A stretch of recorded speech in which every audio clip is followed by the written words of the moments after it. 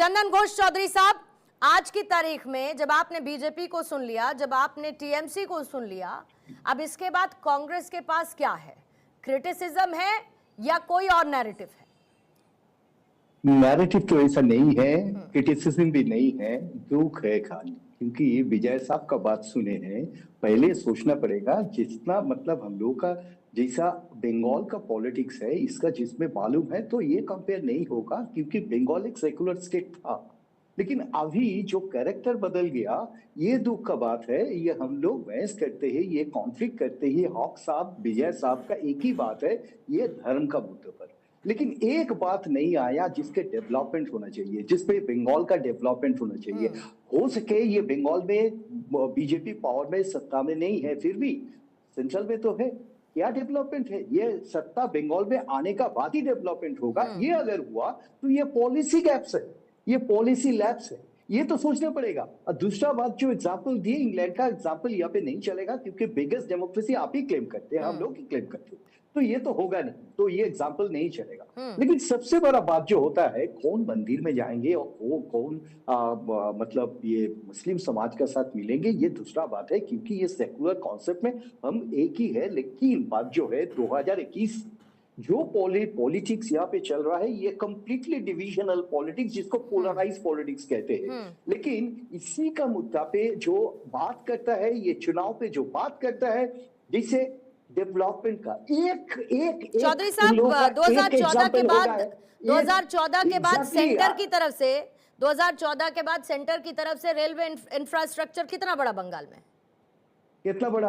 आप कितना इन्वेस्टमेंट हुआ? आप बताइए। लेकिन मैं बोल रहा हूँ,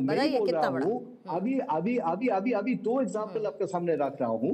ये बंगाल में जितना सारे कॉरिडोर है, ये कॉरिडोर 8 कॉरिडोर, 2 कॉरिडोर अभी तक कंप्लीट हुआ। उस दिन प्रधानमंत्री जी एक कॉरिडोर का उद्घाटन किए थे, 2 कॉरिडोर कंप्लीट हुआ, 8 कॉरिडोर का प्रॉमिस है। दूसरा बात है मेट्रो रेलवे अभी तक कंप्लीट नहीं हुआ, जो 3 साल पहले कंप्लीट होना चाहिए था, ये है। और तीसरा बात ये होगा, भारतमाला प्रोजेक्ट किसने दिया?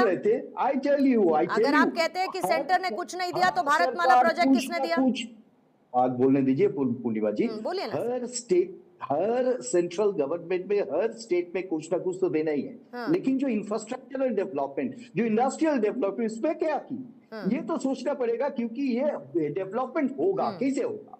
डेवलपमेंट का सेंट्रल का क्या मतलब, क्या इन्वॉल्वमेंट है, क्या ये डेवलपमेंट के साथ सेंट्रल कैसे जुड़े हुए हैं? और दूसरा बात ये सुनिए, इतना बात सुनता हूं हम लोग घुसपैठिया का बारे में, ये सही बात है, ये ममता जी का पेट्रोनेज है, इसमें अपीसमेंट है, अपीसमेंट आइडेंटिटी पॉलिटिक्स चल रही है। लेकिन एक बात तो समझ में आना पड़ेगा सबको, जैसे बीएसएफ का कोई भूमिका रहता है, बीएसएफ बोल के है यहीं पे, जिसका एम्बिट 15 किलोमीटर से 50 किलोमीटर तक ज्यादा कर दिए, वो एम्बिट पे काम करेंगे। उसके बाद भी अगर घुसपैठिया है तो बीएसएफ क्यों नहीं अकाउंटेबल होगा? तो ये बात तो सही है। और टीएमसी की सरकार ने आयुष्मान योजना क्यों नहीं लागू की? टीएमसी की सरकार ने आयुष्मान योजना क्यों नहीं लागू की? नहीं चौधरी साहब, दोनों बातें नहीं हो सकती ना।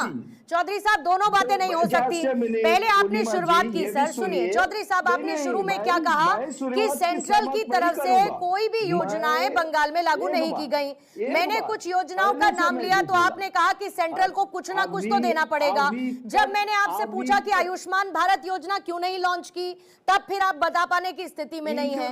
तो सेंट्रल दे भी नहीं रही है, दे भी रही है, दे रही है, तो टीएमसी उसको लागू नहीं कर रही, तो फिर जनता का नुकसान है ना। फिर तो बात बैठाइए चौधरी साहब, मैं आपके मुंह पर बात नहीं बैठा रही हूँ, मैं आपको फैक्ट्स कोट कर रही हूँ, मैं आपको फैक्ट्स कोट कर रही हूँ। आप पहले सुनिए, मेरा बोलने का मतलब ये नहीं है जो टीएमसी इसमें टीएमसी रिस्पॉन्सिबल नहीं, वो मैं समझ गई, वो आप नहीं कहेंगे, एक बार नहीं बोले। मेरा बोलने का ये बात है, जैसे ऐसा बोले इतना सारे इलस्ट्रेशन, लेकिन धर्म का बाहर में कुछ एक्सप्लेनेशन नहीं है। ठीक है, ये टीएमसी का हक साहब का भी एक ही बात है, वो जो है ये कॉन्फ्लिक्ट। लेकिन ये पोलराइजेशन कितना दिन चलेगा बंगाल में? मेरा बोलने का मतलब है, ना सेंट्रल neither state. ठीक है राजेश भट्ट साहब, आपको लाती हूँ जरा फिर। Complete failure. ठीक है राजेश भट्ट साहब, अगर पूरी तरीके से गिड़गिड़ा रहे थे, ममता दीदी परेशान थे उनसे, ममता दीदी से वो परेशान थे। तो जो लोकसभा का चुनाव हुआ, अधीर रंजन चौधरी जी ने राहुल गांधी और प्रियंका गांधी से गुहार लगाई। अभी बात सुन लीजिए, आपके नेता की बात कर रहा हूँ, आपके नेता का दर्द उजागर कर रहा हूँ, आपके पेट में दर्द नहीं होना चाहिए। अधीर रंजन चौधरी किस पार्टी के नेता है? अधीर रंजन चौधरी जी किस पार्टी के नेता हैं? जब वो बंगाल के चुनाव में गए, लोकसभा के चुनाव में, उनको किस प्रकार से उनके साथ अपशब्दों का प्रयोग किया गया, उनको किस प्रकार से डराने और धमकाने का प्रयोग किया गया, उन्होंने इस बात को राहुल गांधी जी ने कहा। चौधरी साहब, आप कांग्रेस पार्टी का अस्तित्व क्या ममता बनर्जी को बचाने में लगा हुआ है? आप एक समय सत्ता में थे वहां पे, आज आपको कहीं भी आपकी मोह माया खत्म हो गई क्या? आपको चुनाव नहीं लड़ना?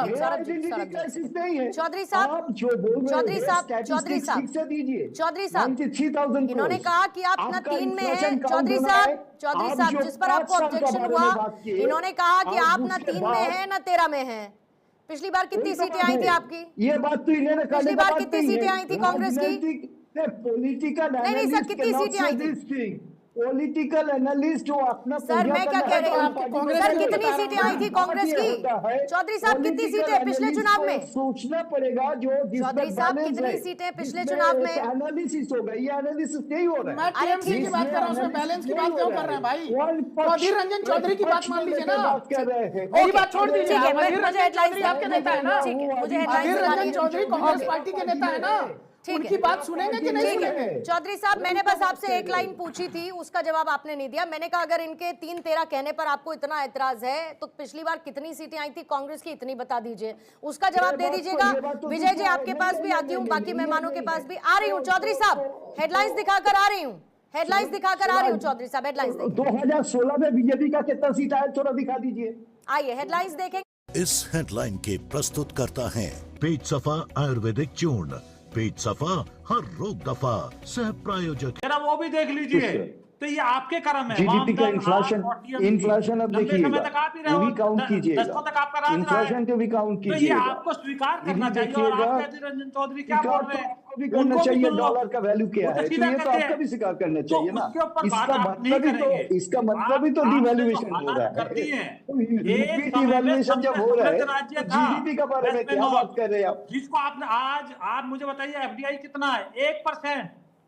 एफडीआई विड्रॉ कितना परसेंट आप देखिए, एफडीआई विड्रॉ कितना परसेंट हो रहा है आपका? ये बात नहीं सुनूंगा मैं, आपका एफडीआई कितना परसेंट विड्रॉ हुआ सिर्फ घुसपैठियों को एक साल में?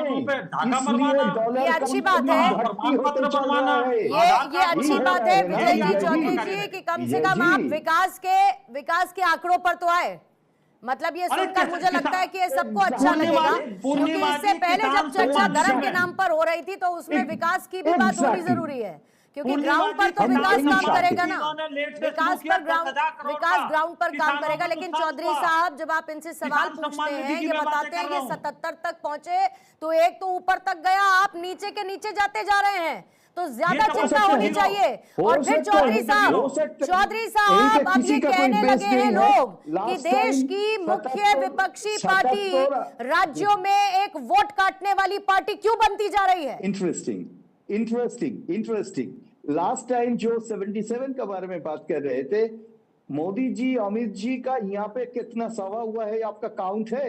आपके बाद 200 पार, अभी उल्टा काउंट कीजिए, डिस्काउंट कीजिए कितना नहीं मिला। ये मिलने का सौदा नहीं है, ये सवाल है कितना नहीं मिला। तो 200 पार करके चला गए थे, 200 पार करके चला गए थे आप लोग ना। 77 कितना परसेंट होता है? हम राजनीति करते, जनता के दुख दर्द में यहाँ रहते हैं, लोगों के बीच में जाते हैं। आप बोल रहे हैं ना मैं जीरो थोड़ी फोड़ देते हैं। बोल रहे हैं ना मैं जीरो हूँ, कहाँ घूमते हैं? इसीलिए आपको बोले हैं आपका कितना घटा हुआ जो 200 पार नहीं कर सके, इस बार भी ऐसा हालत होगा। क्या दिक्कत है? तो अच्छी बात है, आप भी चुनाव लड़िए, आपको किसने रोका है? आप भी रैली करो, जनता के बीच में जाओ, दुख दर्द बांटो जनता का। टीएमसी का खिलाफ आप- हूँ, ओके। आपके मैं भी नेता तो टीएमसी का विदेश में खिलाफ घूमते हूँ। हैं। मैं यहाँ पे देश की संवैधानिक संस्थाओं को बदनाम करते हैं, लोकतंत्र को खतरे में डालने का काम करते हैं, बंगाल में जनता के बीच में रहते नहीं है, तो जीरो ही आएगी, जीरो से नीचे तो कुछ और होता नहीं है। तो चौधरी साहब अपने नेता को, राहुल गांधी को समझाइए डेवलपमेंट कैसे होगा। कि जनता के बीच में ये आए। बाकी लोगों के लिए Yes, भी समय दीजिए absolutely, विजय जी चौधरी जी। interesting. विजय जी चौधरी जी, बाकी लोगों के लिए भी समय दीजिए।